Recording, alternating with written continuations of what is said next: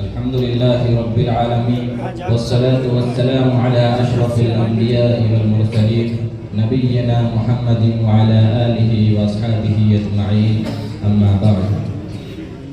محترم صدر جلسہ دارالعلوم کے درخشندہ و تابندہ ستاروں، علم و ادب کے آفتاب و مہتاب علماء اکرام اور مہمانان اعزام، آج کی اس باوقار اور پرنور مجلس میں جس موضوع پر لب کشائی کرنے کی جسارت کر رہا ہوں، یہ وہ کلمہ ہے جس کی گونج تاریخ کے سینے کو چیر کر روح انسانی کے نہا خانوں تک اترتی رہی ہے، وہ نغمہ جس کی پہلی صدا کوہ صفا کی چوٹی سے بلند ہوئی، مگر جس کا تنین آج بھی کائنات کے در و دیوار کو ہلا کر انسان کو اس کے اصل مقصد تخلیق کی طرف متوجہ کرتا ہے۔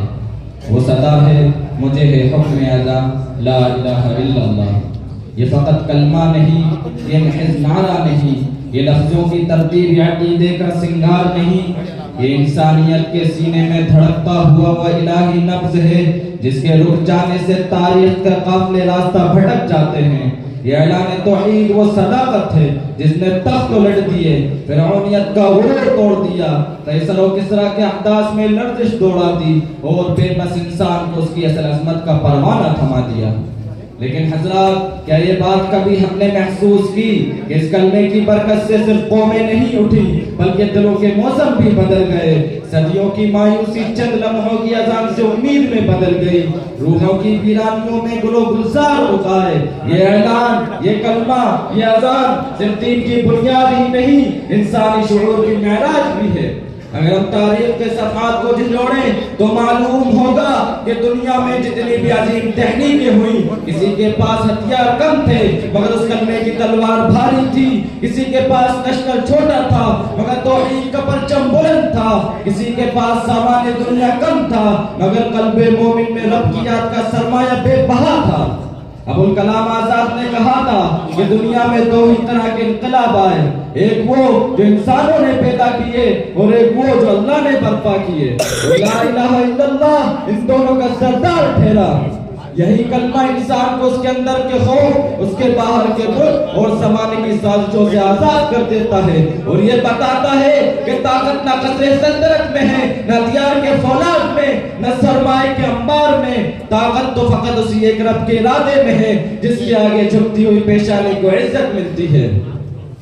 حضرات گرامی، یہ کلمہ صرف مسجد کی اذان ہی نہیں، یہ انسان کی روح کی اذان ہے، یہ صرف مؤذن کی صدا نہیں، یہ زندہ دل کا اعلان ہے، یہ فقط مینار مکہ و مدینہ پر آواز نہیں، یہ حساس دل کے اندر بستا ہوا ایمان ہے۔ جب بلال حبشی اسی کلمے کو پتھروں کے نیچے دہراتے تھے تو تاریخ ساکت ہو کر دیکھتی تھی کہ مظلوم کی زبان سے اٹھنے والی اذانیں کیسے ظلم کی بنیادیں ہلا دیتی ہیں۔ جب طائف کی گلیوں میں مظلوم رسول نے اسی کلمے کا پیغام سنایا تو فرشتے حیرت میں کھڑے تھے کہ خون میں بھیگی ہوئی رحمت کس کے لیے التجا کرتی ہے۔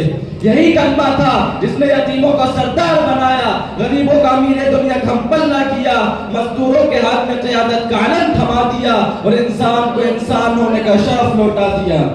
یہی حقیقت آج بھی سانس لیتی ہے۔ آج بھی اگر کوئی بلال اٹھے، کوئی صدیق پہاڑوں سے کھائیوں سے نکل کر صدا لگائے، کوئی عمر لرزتی دنیا کے منبر پر اعلان کرے تو تاریخ پھر سے کروٹ بدل سکتی ہے، مگر شرط تو وہی ہے، دل میں توحید کی حرارت ہو، آنکھ میں یقین کا عزم ہو اور زبان پر اس اذان کا سناٹا توڑنے والا جلال ہو۔ حضرت صاحبان دانش، اگر یہ کلمہ دل پر اتر جائے تو انسان تنہا نہیں رہتا، خدا اس کا ساتھی بن جاتا ہے۔ اگر یہ سینے میں جگہ پالے تو ساری دنیا کا اندھیرا مل کر بھی اس کے ارادے کے چراغ کو نہیں بجھا سکتا۔ اگر یہ انسان کی روح کی گہرائی پر اتر جائے تو انسان گردش دورہ سے نہیں ڈرتا، دورہ اس سے ڈرنے لگتا ہے۔ اگر اس کلمے کے وزن پر کھڑے ہو جائے تو انسان کا قد اونچا ہو جاتا ہے، زمانہ اس کے آگے چھوٹا پڑ جاتا ہے، میدان اس کے سامنے پست ہو جاتے ہیں اور پہاڑ اس کے ارادوں کے سامنے ریزہ ریزہ ہو جاتے ہیں۔ محترم سامعین، اس حقیقت کو دل میں اتار لیں، اس کلمے کے ماننے والے جب سو جاتے ہیں تو ظلم جاگ جاتا ہے اور جب یہ بیدار ہو جائے تو تاریخ جاگ اٹھتی ہے۔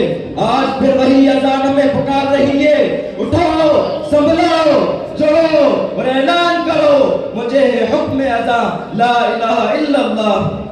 اللہ ہمیں توحید کی صدا کو صرف کہنا نہیں، اس پر جینا، اس کے مطابق مرنا اور اس کا پرچم بلند رکھنے کی توفیق عطا فرمائے۔ اب میں اس چیئر پر اپنی تقریر کو ختم کرتے ہوئے رخصت ہوتا ہوں۔ جس دور پہ نازا تھی دنیا، اب ہم وہ زمانہ بھول گئے، اوروں کو جگانا یاد رہا، خود ہوش میں آنا بھول گئے۔ آزاد تو اب بھی ہوتی ہے مسجد کی فضا میں اے انور، جس ضرب سے دل ہل جاتے تھے وہ ضرب لگانا بھول گئے۔ وما علینا الا البلاغ۔